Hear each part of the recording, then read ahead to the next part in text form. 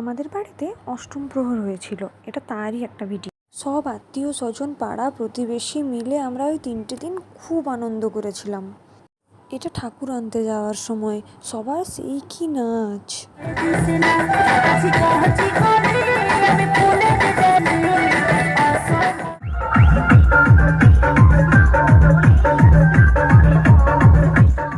তারপর আমার মা বাড়িতে পৌঁছানোর পর মহাপ্রভুকে বরণ করে নিচ্ছে।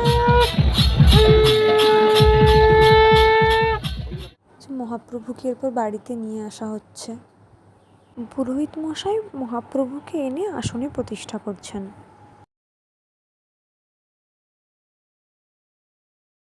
ঠাকুর নাম শুরু হওয়ার আগে অধিবাসের রাতে যে পুজো হয় সেই পুজো চলছে।